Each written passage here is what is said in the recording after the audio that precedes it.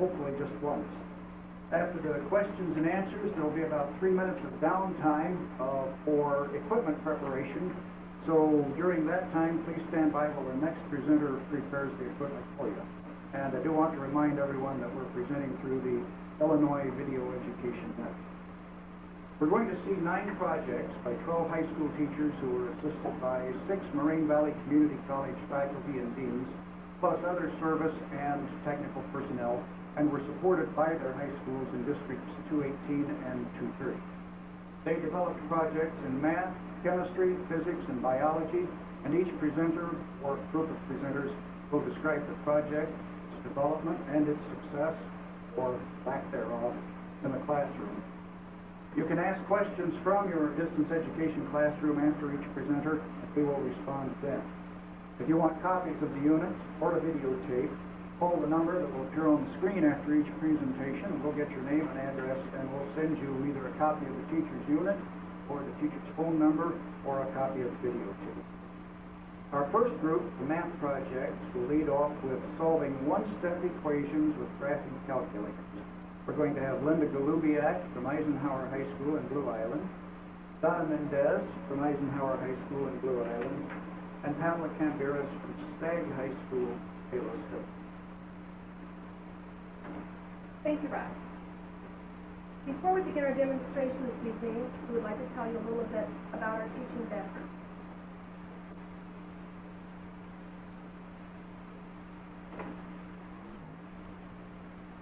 My name is Linda Galubiak, and I'm a 23-year veteran teacher of high school district 3.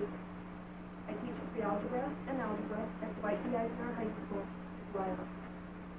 For the past 4 years, I've been team teaching an inclusion class with a special education teacher for both pre-algebra and algebra 1.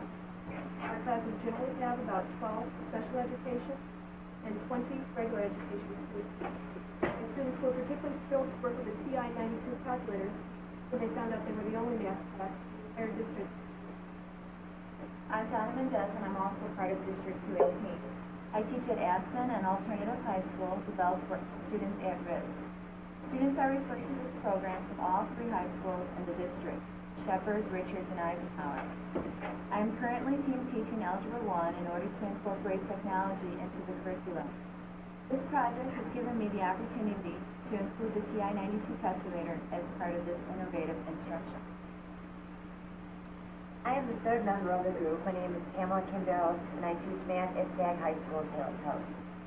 Currently, I am teaching algebra in a school within a school for the students who are in the lowest 20% of the special class.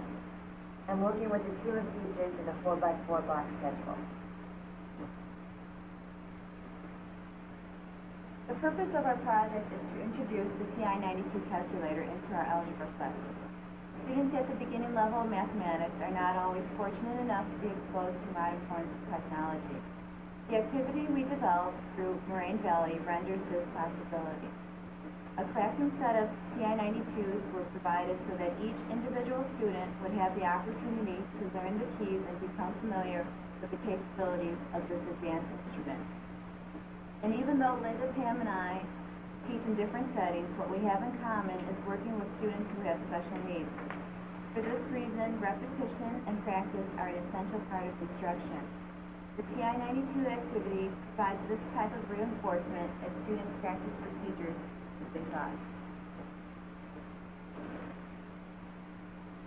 Before we would introduce this kind of activity, we would expect students to have prior knowledge of the skills necessary for solving equations. The students need to understand what a variable is and how properties are used to manipulate them. It is vital that students have an understanding of real numbers and that they are able to use these numbers to calculate difficult mathematical operations. We would also expect the students to know the procedures of solving 1- and 2-step equations, for this is considered a reinforcement activity of a process that has already been taught. When the TI-92 Act was introduced in our classroom, many students immediately were in awe of the technology. First, it is helpful if 2 overhead projectors are available. One overhead can be used for transparency of the keyboard of the calculator, so the teacher can point out where the various keys are located. The The other overhead can be used for the TI-92 view screen, so the students can follow the steps that the teacher will be doing. The instructor will demonstrate how to solve an equation with this calculator. Checking the solution by substituting the variable back into the equation will also be shown. Then, the students will be given problems to solve on their own. Of course, the teacher will always be available for assistance. At this time, Linda will demonstrate how to solve a two-step equation on the TI-92 calculator.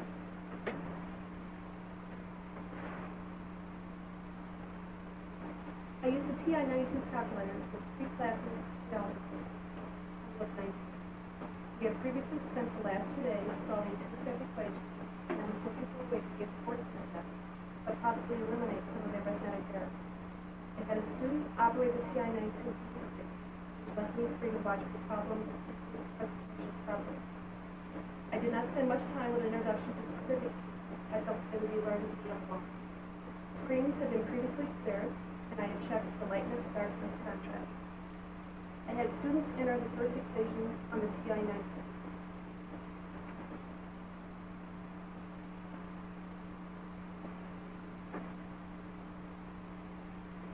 We slowly went 3 steps to the solving of the equation. As they did the step on the calculator, they wrote their information on their paper, as they would have to do this eventually when they took the test.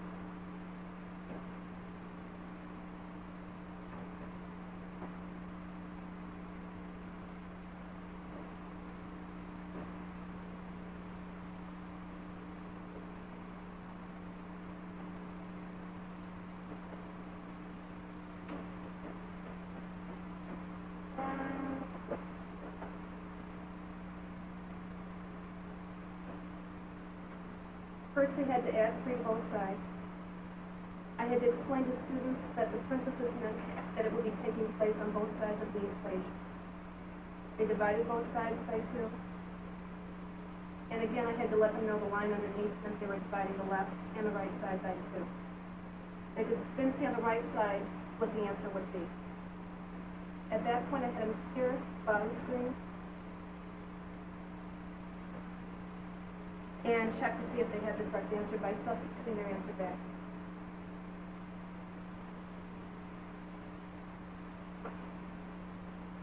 They could then check to see final answer, the beginning answer, and they both did.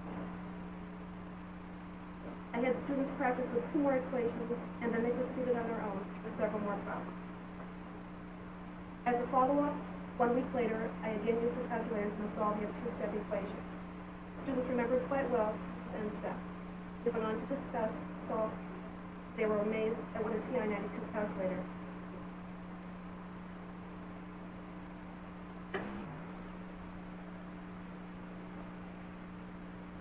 We found that the students enjoyed using this hands-on approach to solving equations.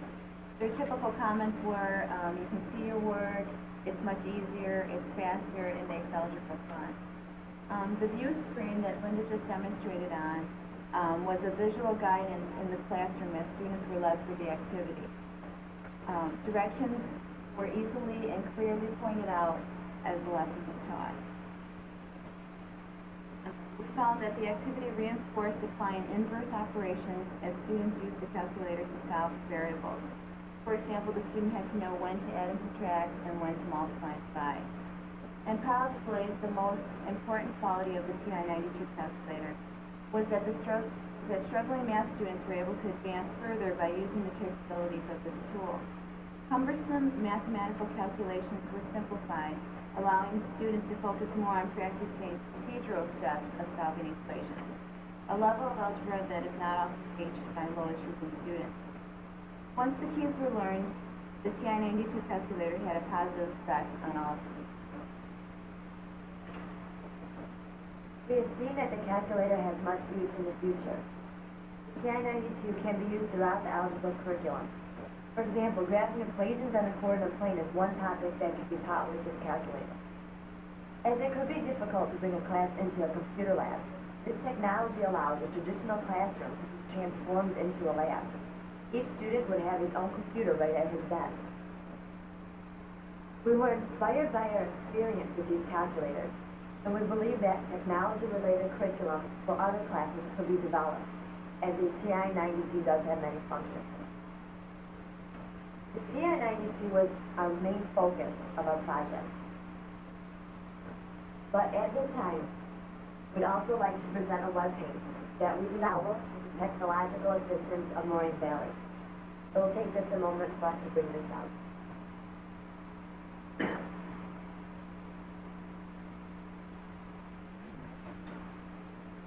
After pulling my students at the end of last year, I discovered that about 15 to 20% of my students or their parents had access available to them on a regular basis to the internet. Even though this number was not large, I felt it was time to devise a web page for the math department. From page 98 was used to set up the web page, and assistance was received from the technical staff at Moraine Valley. My plan was to let parents be aware of the website through written communication. This is the original page that I developed in August.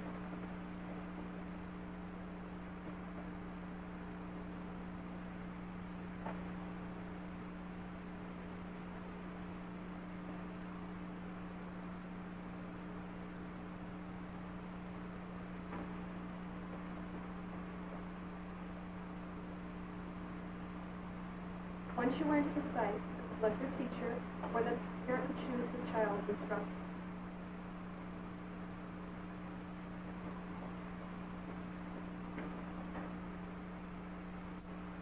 At this point, you would select the appropriate text.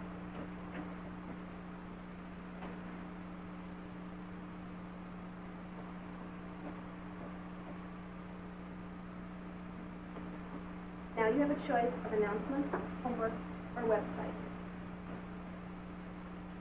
By entering homework,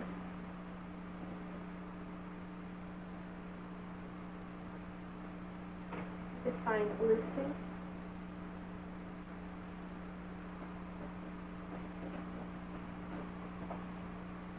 of the week's assignments, including tests and quizzes. Parents are also then aware of what is happening in the class each day. This is especially helpful when a student is ill or an emergency arises, the student won't be in class. They can just print up the week's schedule. The announcement section could be used to remind students and parents about the events, shortened days, parent conferences, progress and grade reports, or holidays. My hope for the website is that they will eventually include places where students can go if they're having difficulty with their assignment. This is obviously just a sample. I'm anxious to have the page up and running in the future. These are two ways in which we were able to incorporate technology into our math study. Thank you very much. Are there any questions from our overflow room in A138? If there are, would you please walk them down to us now, and we'll get them as soon as you show up at the door. Are there any questions from South Suburban Community College? Kevin? No? Are there any questions from the University of St. Francis in Joliet? Mark, anyone want to ask anything? No, no questions here. Olivet Nazarene, Brad Helly? Nope, no questions here. Prairie State, anyone want to chime in, Wanda? Funding team. Wanda, Prairie State? Yes, we have a question here. Okay, just say it a little louder. Sir, I was wondering, where did the funding come for the TI-92s? That was part of the grant funding, part of the monies that were available through the Illinois Board of Higher Education as part of the Eisenhower Grant. So it was your federal tax money, your federal tax dollars at work, and much more efficient than the Highway Department has been. Okay, thank you. Are there any other questions? Very good. There'll be about 3 minutes setup time while the next presenter, Mike Ritchie, prepares his equipment, so please stand by.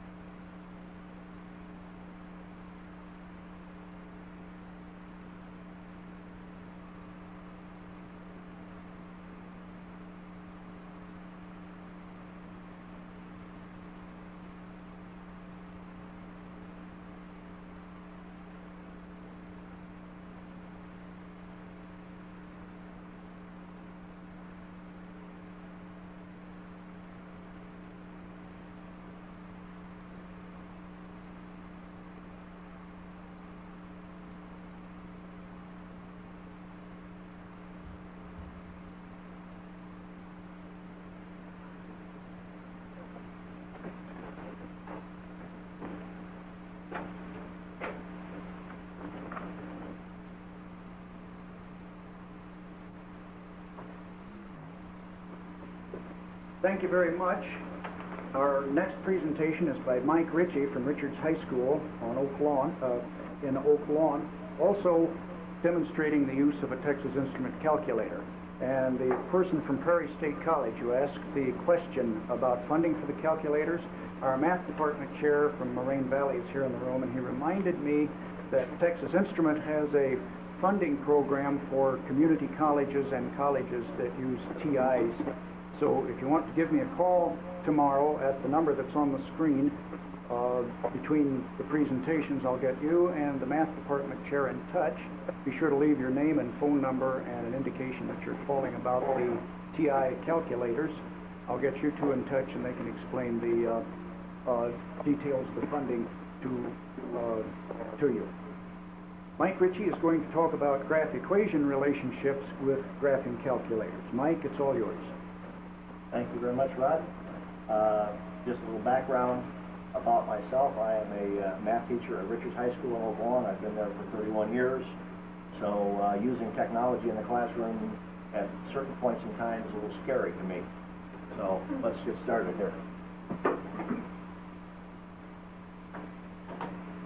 My project basically had to do with graphing relationships using a graphing calculator. My choice of calculator was a TI-83, which we had available to us in the math department, and I was able to borrow a classroom set and use those. Okay, let's start with the PowerPoint here. Last summer, when we started to look at this, I had to come up with a couple of basic ideas of what I wanted to do. So I sat down and I derived 4 basic areas. One was the objectives that I had for myself. One was the objectives that I had for the students.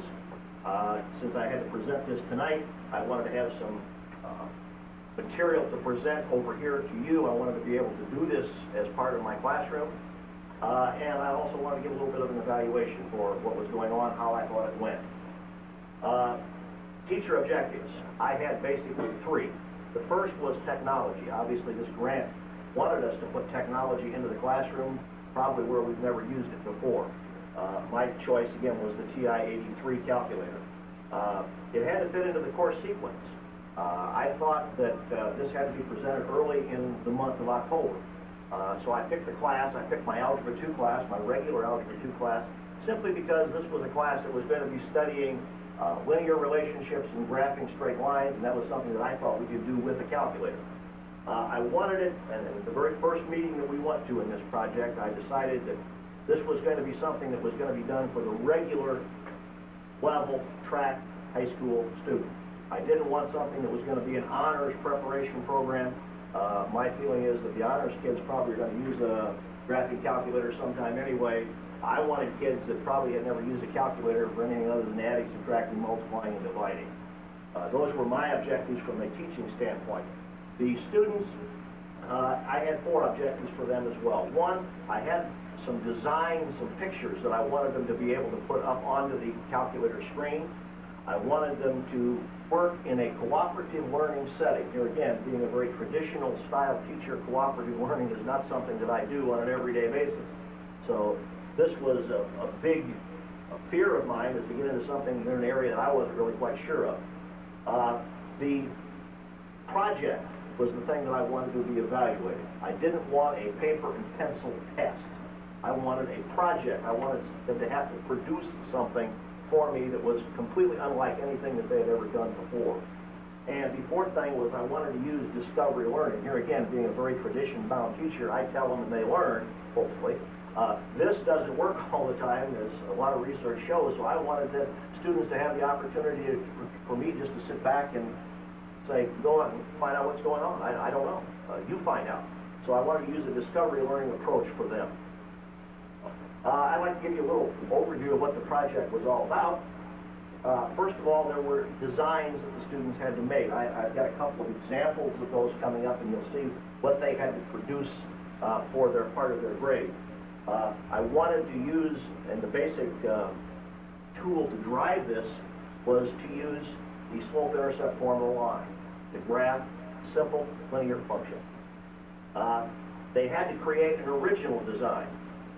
Knowing full well that they don't have a great deal of creative thrust to them, I wanted them to have to think of something on their own that I didn't tell them about. So I made part of their grade be an original portion of the project.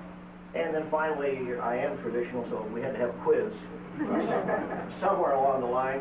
And I decided that, again, the quiz was going to be something on the calculator screen, not just paper and pencil.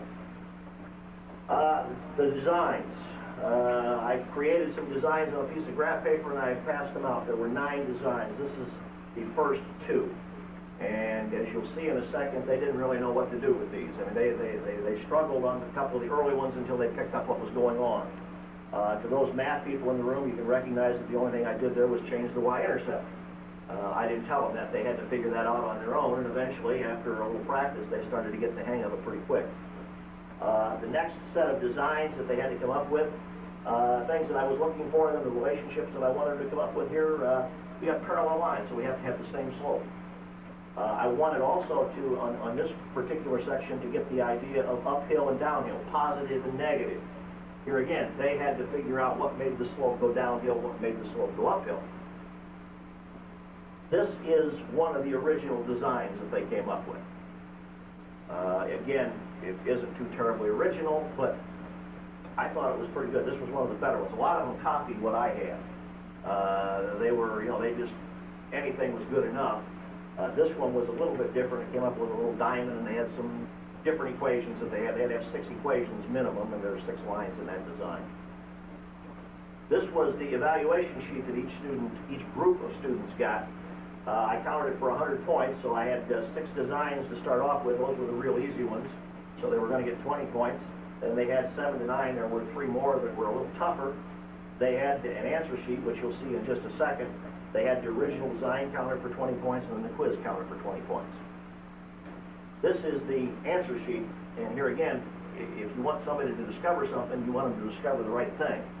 So I kind of led them into what I wanted them to discover by asking the right questions. So you have to kind of cover your bases, I guess, with that too. So, and it also kind of explained down here at number 6, it explained about how they had to come up with their original project. Here's a copy of the quiz. They had to duplicate this design on the calculator screen. 4 lines basically there, all the stuff that we talked about in there. They had to come up here at the bottom, they had to write the equations. I found when I graded it, the one thing that they didn't do was they didn't put the y equal to into the equation. They just kind of wrote the mx plus b down. So one of the things that I've got to kind of straighten out is to make sure that they know that the equation's got to have both sides to it and not just off the calculator screen. I have a little videotape here to demonstrate really what the project was all about. The videotape is backwards. In other words, what you're going to see first is the students taking the quiz. And then we work our way back to where the students are actually starting on day 1 of the project. I originally anticipated this to be a nice 2-day project. The 3rd day, when we gave the test, I probably could have still used and eked out a little more time on that. I could have used maybe a 4th day. I didn't really allow quite enough time. Okay, let's cue this videotape up here. This is kind of the semi-project design here. If you don't know where you're going, you'll probably end up somewhere else. I'm passing out the quiz papers in the classroom here. I've got some information for them up on the board. The thing that I noticed when I watched the videotape was how well the groups were working together. By this time, everybody had kind of meshed. They weren't kidding around. They weren't carrying on all kinds of conversations. Everybody was deadly serious about what was going on. And I thought the group cooperation was really terrific. In just a second, I'm going to get a couple of comments from a couple of students about what they thought of the project. I'd like to ask them a very simple question. How did you enjoy this graphing project? I think it was nice that we got to do something different than just the plain old stuff that we do in algebra. I find it kind of better to work with the calculator than pen and paper. Technology is now becoming used in the classroom more often, and I'm glad we had this opportunity. How about working together as a group? Was that a little different, or is that worse than the normal course of affairs in here? a little easier working with somebody else, because if you can't figure something out, maybe the other person has the answer to it, and if they can't figure something out, kind of like rely on each other. Okay, thank you very much, gentlemen. And, you know, we had a written design, you know, I think that was the most funnest part, because we turned in back the same design he gave us, and we got 20 points for doing that, and that's right. It was fun, it was different. Yeah, I like working in groups. Okay, thank you very much. Okay, this now is a picture of day one. This is where chaos is going to set in very quickly here. You'll notice the hands start to pop up in the air. I've just passed out the papers, and I've just explained to them how they do everything that they've got to do, and of course, there wasn't a whole lot of people listening to me. They thought I was going to tell them everything that they needed to know. All of a sudden, I stopped talking, and there they sat with the calculator, and, you know, what's going on? And to every group has got a question someplace. What's going on? What do we do? How do I do this? What's next? You just tell the difference between the 2 days, the 3 days that they actually had to work with the machines and everything. We've even got this one guy, we're going to wake him up in a little bit. He's going to put his art project down here in just a second. Yeah, it's a pretty good art project. I'm going to end you with math at this point. By the end of the project, he was pretty well into it. I have a great revelation here in just a second. The young lady's going to show the answer to a particular problem, and Terrell is going to understand everything that's going on. Right there, he's got it. He finally figured it out. Okay, if you'll stop that videotape now. Audience down. That was basically the project. I wanted to keep something very, very simple. I wanted it to be able to be done in the first part of October with regular students. It had to involve technology in some way. I involved the technology department down in the TV area. I had to go down there, we had to make the videotape, so I learned a lot by doing that. I had to learn the PowerPoint presentation. I can see already that the uses of that are going to be in other areas coming up. I think we're going to even bring the calculators back for the kids whenever we have to start to go to quadratics a little bit, and maybe even solving some systems of equations. So all of a sudden I've got several ideas for things in places where I want to use them, where I might not have ever used them in the past. And my eyes have been opened quite a bit, and I think the students did too. So I think this was a very worthwhile project and something I certainly intend to continue on. Okay, thank you very much. Thank you, Mike. Are there any questions from South Suburban Community College? Kevin, any questions? There are no questions here. From University of St. Francis in Joliet, Mark, any questions? No questions here. Olivet Nazarene, Brad, any questions?